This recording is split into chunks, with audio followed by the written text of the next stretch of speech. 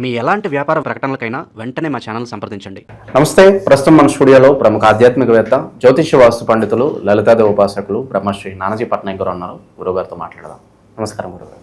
శ్రీమాత్రే నమః. So November మాసం మీనరాశి వాళ్ళకి ఈ నెల ఎలా ఉండబోతుంది? ఆల్రెడీ ఏళ్ళనాటి శనిలో ఉన్నారు. మరి కార్తీక మాసం ఏమన్నా వీళ్ళకి కలిసి రాబోతుందా, లేదంటే ఏ విధంగా ఉండబోతుంది వీళ్ళకి?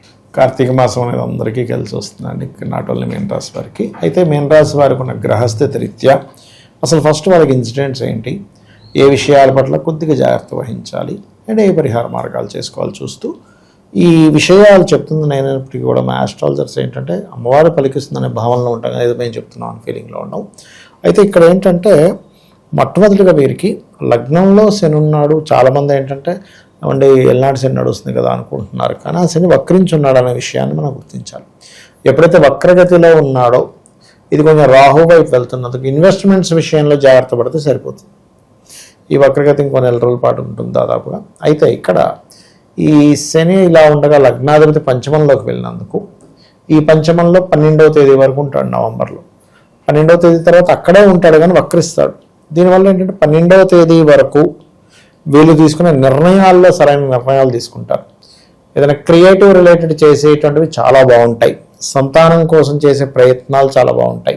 ఈ 12వ తేదీ లోపల పరిచయం అయ్యేటువంటి ఫ్రెండ్స్ వల్ల కొంతవరకు వీళ్ళకి కొంత రక్షణగా అనుకోండి, ఒక మంచి హెల్ప్ అయితే అవుతుంది ఖచ్చితంగా. ఎందుకంటే ఈ లగ్నానికి శుభుడు పంచమ స్థానంలో ఉన్నాడు. దీంతో పాటు ఉపనయన సంస్కారాలు అనుకోండి, లేనట్లయితే వీళ్ళు ఏదైనా సంతానం కోసం చేసే ప్రయత్నం అనుకోండి, ఏదైనా ఒక సాధన, కొంతమంది చూడండి ఏదైనా ఒక మంత్రం తీసుకుని సాధన చేస్తుంటారు. మీనం వారికి లగ్నాధిపతి పంచమ స్థానంలో ఉన్నందుకు పంచమం సాధనా స్థానం కాబట్టి సాధనాపరంగా కూడా బాగా కలిసి వస్తుంది. అలాగే పంచమంలో ఉండే గ్రహము పుణ్యక్షేత్ర దర్శనాన్ని, ఎందుకంటే 9th హౌస్ను కూడా చూస్తాడు. అందులోని 9th హౌస్లో కుజుడు ఉన్నందుకు కొంచెం దత్తాత్రేయ క్షేత్రాలు, రాజరాజేశ్వర అమ్మవారి క్షేత్రాలు, సుబ్రహ్మణ్యేశ్వరం క్షేత్రాలకు వెళ్ళడానికి చాలా అనుకూలంగా ఉంటుంది. అయితే ఈ 2వ స్థానాధిపతి వీళ్ళకి కుజుడు 9th హౌస్లో ఉన్నాడు కాబట్టి 9వ స్థానం అనేటువంటిది భాగ్యస్థానం.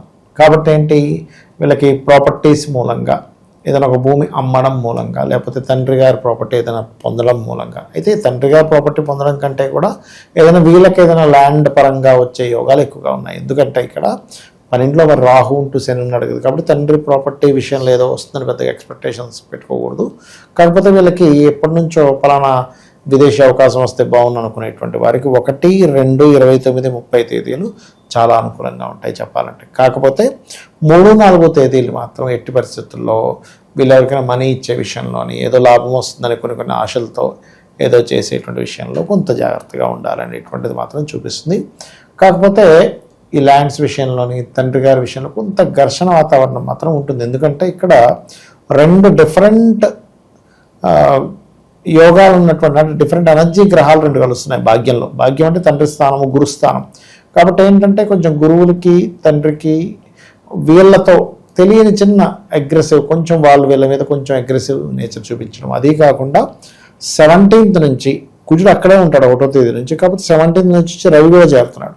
అంటే మరింత 2 అగ్రెసివ్ ప్లానెట్స్. అయితే ఇలా చేరుతున్నప్పుడు సర్వసాధారణంగా ఏంటంటే తండ్రికి ఏదైనా, అంటే ఈ మీనలగ్నం వారి యొక్క తండ్రికి కొంచెం ఏదైనా హార్ట్ రిలేటెడ్ ఇష్యూస్ ఉన్నట్లయితే, కాస్త బీపీ లెవెల్స్ ఎక్కువగా ఉన్నట్లయితే ఈ 17th నుంచి కొంచెం జాగ్రత్తగా ఉండాలి. అంటే ఏం లేదు, కొంచెం టైంకి బీపీ ట్యాబ్లెట్స్ వేసుకుంటున్నారు లేదా, ఇవి ప్రధానంగా చూసుకోవాలి.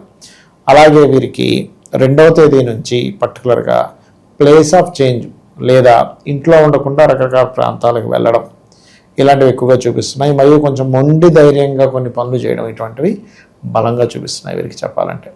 ఇక అలాగే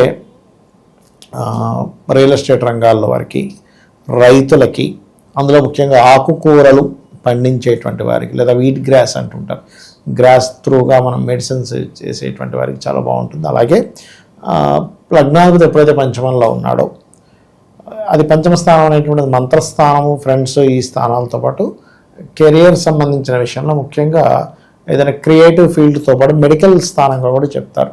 అయితే వీళ్ళకి మీనలగ్నం వారికి సర్వసాధారణంగానే రవికి నీచభంగ రాజయోగం జరిగింది. ఎప్పుడైతే రవికి నీచభంగ రాజయోగం జరిగి అష్టమంలో జరిగిందో, ఇది కొంచెం మెడికల్ రంగాల్లో ఏదైనా రీసెర్చ్ రిలేటెడ్ వాటికి చాలా యోగిస్తుంది. కాకపోతే ఈ లగ్నం వారికి పర్టికులర్గా ఏంటంటే రవి పూర్వజన్మ కర్మకారకుడు. 6th లార్డ్ 8th లో ఉన్నాడు, విపరీత రాజయోగం ప్లస్ నీచభంగ రాజయోగం ఏర్పడింది కాబట్టి రీసెర్చ్ త్రూగా ఎలా అయితే ఇస్తాడో ఎట్ ఏ సేమ్ టైం కొంచెం ఏంటంటే ఉద్యోగరీత్యా ఉన్న ప్లేస్లో కాకుండా ఇతర ప్రదేశాలకు వెళ్తే బాగుంటుంది అనేటువంటి చూపిస్తున్నాడు. కాకపోతే డైలీ లైఫ్లో ఏదో ఒక ఆటంకం రావడం ఇలాంటివి ఉంటాయి. ఇలా మనం ప్రతిరోజు ఏదో ఆటంకం వస్తుందండి అని అనుకునేటువంటి వారు కాస్త నవగ్రహాలు ఉంటాయి కదా, నవగ్రహాల్లో రవిగ్రహము కేతుగ్రహము ఈ గ్రహాల దగ్గర దీపారాధన చేసి ఒక 9 ప్రదక్షిణాలు చేసుకొని అదే ఆలయంలో ఉన్న స్వామివారికి అమ్మవారికి ఒక 3 ప్రదక్షిణాలు కనుక చేసుకున్నట్లయితే ఖచ్చితంగా వీరికి బాగుంటుంది. అలాగే ఇష్టపడిన వారిని వివాహం చేసుకోవాలి, అందులో ముఖ్యంగా ఏదైనా విదేశాలకు వెళ్ళి అక్కడ ఉండేటువంటి వివాహం చేసుకోవాలనుకునేటువంటి విషయాలు కొంత ఇంట్లో పెద్దవాళ్ళతో కొంత ఘర్షణ వాతావరణం ఏర్పడి దాని తర్వాత మాత్రం యోగిస్తుంది అని మనం చెప్పుకోవచ్చు. ఇక అలాగే కెరీర్ పరంగా అయితే సాఫ్ట్వేర్ రంగాల్లో ఉండేటువంటి వారికి కొత్త ఉద్యోగ అవకాశాలు వస్తాయి. సాఫ్ట్వేర్ రంగాలు అలాగే మనకి ఆన్లైన్లో ఏమైనా నేర్పిస్తుంటారు, ఎందుకంటే 10th లార్డ్ ఎగ్జాల్టెడ్ పొజిషన్లో ఉన్నాడు కాబట్టి మొదటి 12 రోజులు వాటికి చాలా బాగుందని చెప్పుకోవచ్చు. మరియు రియల్ ఎస్టేట్ రంగాలు ఇంకొంచెం లాభాలు అనేవి 12వ తేదీ నుంచి పెరుగుతాయి రియల్ ఎస్టేట్ రంగాల్లో ఉండేటువంటి వారికి. అలాగే ఇంకేదైనా కొత్త కోర్సెస్ చేద్దాం అనుకునేటువంటి వారికి, గృహము వాహనం కొనుగోలు చేద్దాం అనుకునేటువంటి వారికి కూడా 12వ తేదీ తర్వాత చాలా బాగుంది. మరియు కాస్త ఎంతైనా సరే రవి నీచంలో ఉండి నీచభంగ రాజయోగంలో ఉన్నందుకు ఈ రవి కుజుడితో కలుస్తున్నందుకు కుజుడు కొంచెం ఈ లగ్నానికి ఎంత శుభుడైనా కూడా కొంచెం ఈ 2 అగ్రెసివ్ ప్లానెట్స్ కలయికున్నందుకు కొంచెం వాహనం మీద వెళ్ళేటప్పుడు ఈ నెల కాస్త జాగ్రత్తగా ఉండాలి. తొందరపాటు నిర్ణయాలు తీసుకోవడము, తొందరపాటుగా ఏదైనా అంటే ఫాస్ట్గా వెళ్ళిపోతుంటారు కొంతమంది, అలా అతివేగం అనేటువంటిది పనికిరాదు అనేటువంటిది చాలా స్పష్టంగా గోచరిస్తుంది జన్మజాతకంలో. ఇక వీళ్ళు ఎక్కువగా ఏంటంటే దత్తాత్రేయుడు ఆరాధన, రాజరాజేశ్వరి అమ్మవారి యొక్క ఆరాధన చేయడం చాలా మంచిది. మరియు వీరికి ఏంటంటే సంతానము కొంచెం అభివృద్ధిలోకి వచ్చేటువంటి కొన్ని సిమ్టమ్స్ కనిపిస్తాయి. గతంతో పోల్చుకుంటే అమ్మయ్య ఇప్పుడు కొంచెం బెటర్గా ఉన్నారు, కొంచెం సెటిల్ అయ్యారు, కొంచెం రిలీఫ్గా ఉంది అనేటువంటిది వీళ్ళు వింటారనుకుంటే ఖచ్చితంగా అనిపిస్తుంది. అది మెయిన్గా చూసుకుంటే. సో చివరి గురువు గారు, పోలీస్ స్టేషన్ చుట్టూ కోర్టుల చుట్టూ తిరిగే వాళ్ళకి ఏదైనా ఉపశమనం లభిస్తుంది అంటారా ఈ మాసం? కొంచెం గురువు దృష్టి ఉన్నందుకైతే ఖచ్చితంగా కొంత ఉపశమనం లభిస్తుందండి. కాకపోతే కుజుడు 9th హౌస్లో ఓన్ హౌస్లో ఉన్నాడు కదా, కొద్దిగా వీరికి కాదు కానీ వీళ్ళ తండ్రికి కానీ, తండ్రి తరపు వ్యక్తులకు కానీ, తండ్రి తరపు బంధువర్గం వాళ్ళకి కానీ, గురువులు సమానుల వాళ్ళకి కానీ కొంచెం ఈ గొడవలు వీటిల్లో మాత్రం కొంచెం ఉంటుంది, ఆ ప్రభావం అనేటువంటిది ఉంటుంది ఖచ్చితంగా.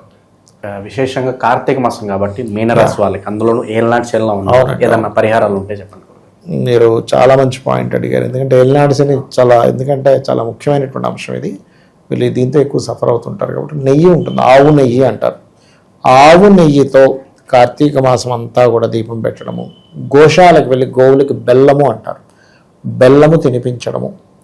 అలాగే ఆవు నెయ్యిని, స్వచ్ఛమైన ఆవు నెయ్యిని ఏదైనా హోమం జరుగుతుంటే ఆ హోమ సామాగ్రి అక్కడికి వెళ్ళి, ఎందుకంటే ఎప్పుడు కూడా ఏళ్ళనాటి శని అనుకోండి, అర్ధాష్టమి శని అనుకోండి, అష్టమి శని అనుకోండి, ఇవి నడిచేటప్పుడు ఒకటే గుర్తుపెట్టుకోవాలి, వీళ్ళకి ధనం ఉందా హోమాలకు అటెండ్ అవ్వాలి, లేదండి నాకు అంత డబ్బులు లేవు, హోమం చేసే దగ్గరికి వెళ్ళి మీరు 2 కర్ర ముక్కలు ఇచ్చినా కూడా మీకు అది ఏళ్ళనాటి శని ప్రభావం తగ్గుతుంది. అలా కాదండి అది కూడా ఇవ్వలేను, నేను ఎక్కడో సౌదీ కంట్రీస్లో ఉన్నాను, అక్కడ గుడి ఉండదు, గోపురం ఉండదు, ఏముండదు అనుకుంటే కనీసం ఓం అనాకలిత సాదృశ్య చుబుక శ్రీ విరాజితాయే నమః చేసుకొని చాలా మంచిది.